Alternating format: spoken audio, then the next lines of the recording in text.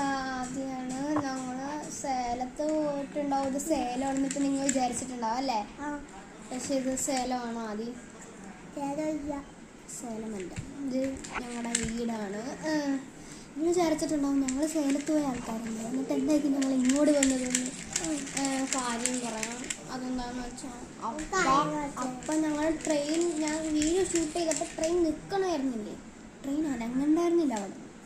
1 മണിക്കൂർ 2 മണിക്കൂർ എങ്ങാണ്ടല്ലോ ആദ്യം നിങ്ങൾ ആ സ്റ്റോപ്പ് ചെയ്യുന്ന വെച്ചാൽ.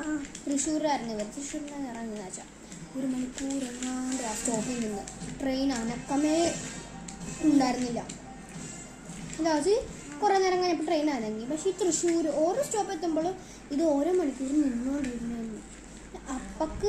അപ്പക്ക് പിന്നെ ബുദ്ധിമുട്ടായി. അപ്പം പറഞ്ഞ് ഞങ്ങൾ ഫ്ലൈറ്റിൽ തിരിച്ചു വരാൻ വിചാരിച്ചിരുന്നു വെച്ചാൽ. അല്ലാതെ ഇന്നലെ, ഇനി നാളെ പോലെ മൺഡേ തിങ്കളാഴ്ച നാളെ തിരിച്ചു വരായിരുന്നു വെച്ചാൽ ആ ഫ്ലൈറ്റിൽ. അപ്പം പറഞ്ഞ് നമുക്ക് വേറൊരു ദിവസത്തേക്ക് ആക്കാം. അങ്ങനെ എന്ത് പറ്റി ക്യാൻസലായി. ആദ്യം ചോദിച്ചപ്പോൾ ഭയങ്കര സങ്കടമുണ്ട് അല്ലേ?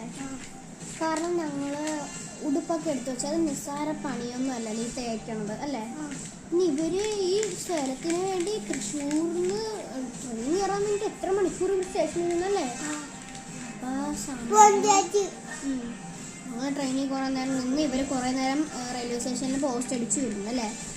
അവസാനം ഞങ്ങൾ ആദ്യം അച്ഛൻ എൻ്റെ ചിറ്റപ്പൻ്റെ അടുത്ത് പറഞ്ഞു ഈ ക്യാൻസൽ ചെയ്യാൻ പറ്റുമോ എന്ന്. അപ്പം ചിറ്റപ്പൻ തപ്പിക്കൊണ്ടിരിക്കുന്ന സമയത്ത് ഫ്ലൈറ്റിൻ്റെ ടിക്കറ്റ് എന്ത് പറ്റി അറിയാതെ ക്യാൻസലായിപ്പോയി. പിന്നെ ഇനി ടിക്കറ്റ് ഇല്ലാതെ ഫ്ലൈറ്റിൽ കയറാൻ പറ്റില്ല. ഒന്നും പറ്റില്ല, ഒന്നും നടക്കൂല. പിന്നെ കരണ്ട് കാര്യമില്ല. അപ്പം ഞാൻ കുറേ ഇരുന്ന് കരഞ്ഞു ഫ്ലൈറ്റിൻ്റെ ടിക്കറ്റ്. അവന് കരച്ചിലൊന്നുമില്ല. പിന്നെ ഈ സ്റ്റോപ്പ് കഴിഞ്ഞ് ഞങ്ങൾ വീട്ടിലെത്തുമ്പോൾ അവൻ ചോദിച്ച് എയർപ്ലെയിൻ എവിടെ പോയി. പിന്നില്ലേ പുള്ളിക്കാരൻ പുള്ളിക്കാരൻ വിചാരിച്ചപ്പോൾ നമ്മൾ നേരെ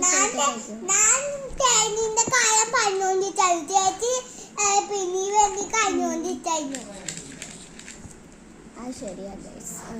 അപ്പം ഞങ്ങൾ നേരെ പിന്നെ വീട്ടിലേക്ക് വന്നു. പിന്നെ ഒന്നും ചെയ്യാൻ പറ്റില്ലല്ലോ, കറണ്ട് നേരമൊന്നുമില്ല. അപ്പം ഇനി അടുത്ത വെക്കേഷനിൽ കൊണ്ടുപോകാന്നൊക്കെ. വെക്കേഷനല്ല, മാർച്ചിൽ നമുക്കൊരു എക്സാം ഒന്നുമില്ലേ, എക്സാം. അപ്പോൾ നമുക്ക് എവിടെയെങ്കിലും പോകാമെന്ന്. പക്ഷെ എനിക്ക് ഇനി തരില്ല പ്രതീക്ഷ. ഇനി എൻ്റെ മനസ്സവിടെ പൊട്ടിപ്പോയി. അപ്പോൾ ഇത് പറയാനാണ് ഞങ്ങൾ വീഡിയോ എടുത്തത്. അപ്പോൾ ആദ്യം പറ ലൈക്ക് ഷെയർ സബ്സ്ക്രൈബ്.